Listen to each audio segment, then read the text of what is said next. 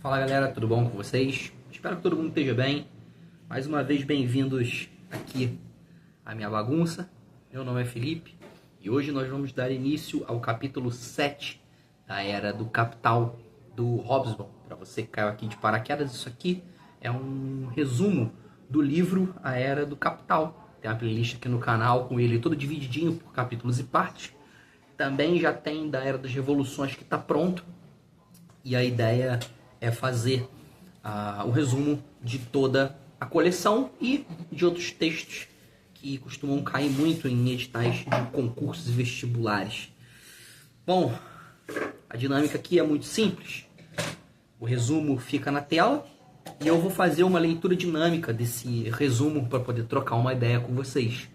Se quiserem o conhecimento completo do livro, leiam o livro, né? Esse aqui é mais um adianto para quem tem pouco tempo para estudar, mas eu te convido a ficar até o final, porque pode ser que te ajude bastante. Se você não está interessado no livro todo, veio por algum tema específico, cola aqui que acredito que também vai te ajudar. No vídeo de hoje nós vamos ver os seguintes temas: a ideia de luta pela existência e a dominação global, forças militares e resistência, ocupação e reação mundial, e a modernização da América Latina e desafios. Capítulo 7, que traz o título de Perdedores. Por que será? Vamos descobrir agora. Sem mais enrolações, galera, eu vou começar aqui a leitura do resumo. Vamos lá. No mundo burguês, que é um termo usado para poder falar da sociedade que valoriza dinheiro, né, e o sucesso pessoal, havia a ideia de que só quem era mais capaz, né, entre aspas, conseguiria sobreviver e ter sucesso. Isso significava que, para se destacar, uma pessoa ela não só precisava viver bem, mas também dominar outras pessoas. A maioria das pessoas ao redor do mundo era dominada pelos países europeus ou pelos Estados Unidos, que eram as potências assim, mais fortes na época. Mas havia algumas exceções, como a Índia, a Indonésia, partes da África do Norte, né, que não se tornaram colônias durante esse período. Mesmo que as forças militares europeias fossem muito poderosas, isso não significava que sempre elas saíam vitoriosas contra todos os povos. Grupos como os turcos, por exemplo, né, eles eram conhecidos por serem habilidosos na arte da guerra, né, e conseguiam enfrentar as potências como a Rússia de igual para igual. Já os britânicos, que dominavam grande parte do mundo, inclusive a Índia e algumas regiões da África, também reconheciam que certos povos tinham uma resistência assim, impressionante, né? Principalmente quando eles estavam lutando nos seus próprios territórios, onde conheciam melhor o ambiente e como usar esse ambiente a seu favor. Isso mostra que, apesar da superioridade tecnológica e militar da Europa, a força e a estratégia de outros povos também eram reconhecidas e muitas vezes eram decisivas em batalhas bastante importantes. Os países europeus que conquistaram grandes áreas de terras fora da Europa tinham um trabalho enorme, né, e bastante caro para poder manter o controle desses lugares, né? Além disso, esses países desenvolvidos eles conseguiam influenciar o resto do mundo sem precisar ter soldados, né, nesses territórios o tempo todo. Então, muitos países estavam apenas reagindo às ações desses europeus. Esses países que estavam sofrendo com isso se dividiam em 4 grupos principais, né? Primeiro, que eram os grandes reinos independentes, alguns impérios que não eram europeus e conseguiam se manter independentes. O segundo eram as antigas colônias da Espanha e Portugal, que eram os países das Américas que antes eram colônias desses 2 países europeus. O terceiro grupo foi a África do Sul do Saara, parte da África que não era muito notada na época, né? Mas ela estava passando por dificuldades também. E, por último, né, o quarto grupo era a Ásia colonizada, né, os países da Ásia que já estavam sendo colonizados ou ocupados pelos europeus.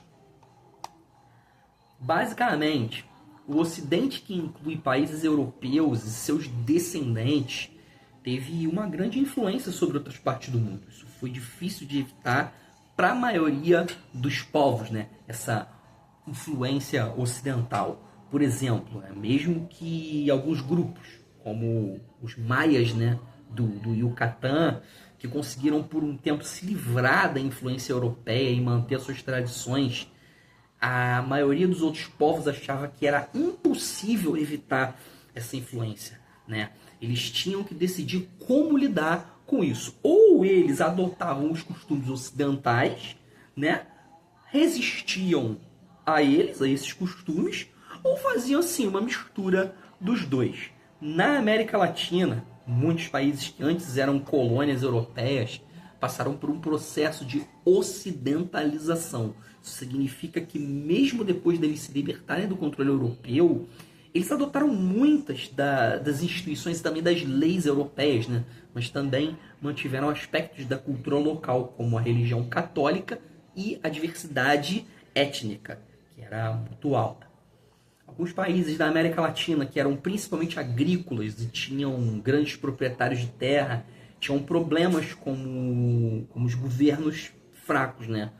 Poucas pessoas com muito poder, as famosas oligarquias, e dependiam muito dos estrangeiros, né? Especialmente dos ingleses, para o comércio e também para empréstimos. Depois que esses países conseguiram a sua independência, eles enfrentaram assim uma queda na economia muito forte, né? Mas o Brasil, que se separou de Portugal, né, sem muita briga, e o Chile, que estavam mais isolados, eles conseguiram se diferenciar nesse quesito dos demais países.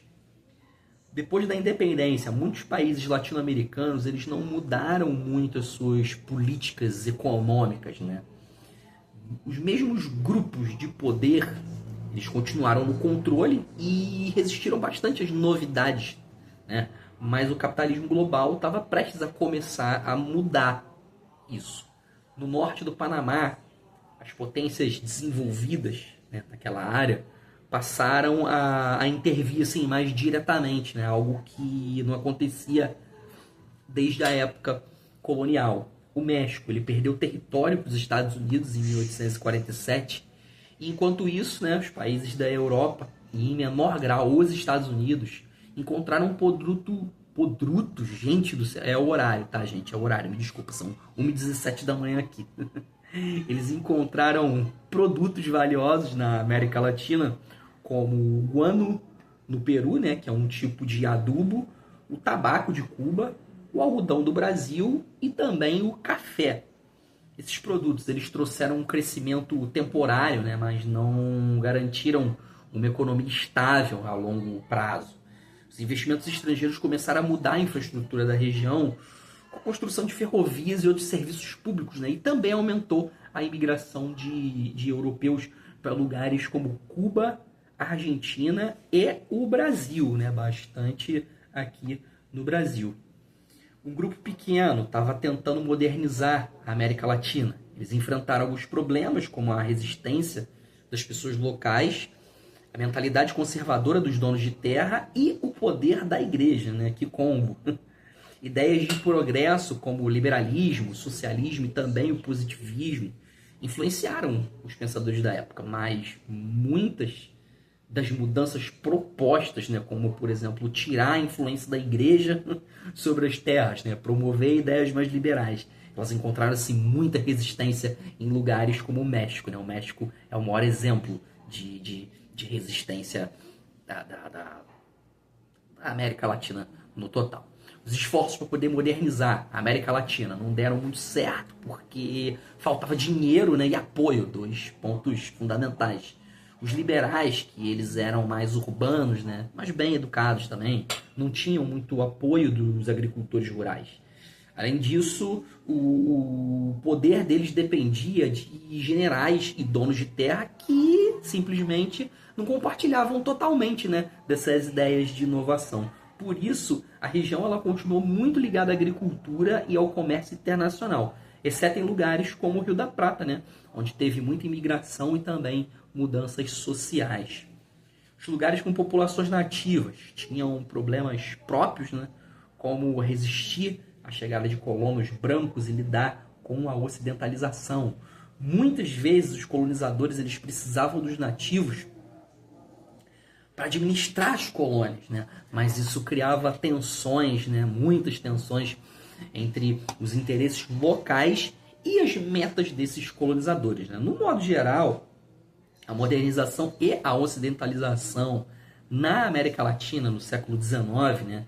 Eles foram assim cheios de altos e baixos e, como a gente já viu aqui, enfrentaram muitos desafios. Galera, os pontos importantes do resumo. Eu costumo ler, no vídeo passado eu não li, nesse vídeo eu vou fazer a mesma coisa, porque eu tô com bastante sono, né? Acho que, inclusive nesses próximos vídeos, né, os pontos importantes do resumo, eu vou deixar aqui na tela, vocês dão uma pausa, dão uma lida, façam as anotações, porque é bastante importante, que encurta também bastante o tempo, né? Eu tô com um pouquinho de tempo para gravar, mas vou dando meu jeito. Beleza? Então, está aqui, os pontos importantes do resumo. Dê um pause, faça as anotações que é muito importante. E bom, próximo vídeo vamos à parte 2 do capítulo 7. Espero que vocês estejam curtindo. Se estiver achando interessante, deixa um joinha aí, compartilha com a galera. É sempre bom e importante compartilhar o conhecimento. Se eu acabei deixando passar alguma informação batida, comenta aí. Se tiver alguma recomendação de leitura, comenta aí também, cara. Bora trocar uma ideia que é importante, todo mundo sair ganhando. Beleza? Vou ficando por aqui. Um forte abraço a todos. Valeu, falou. Até a próxima.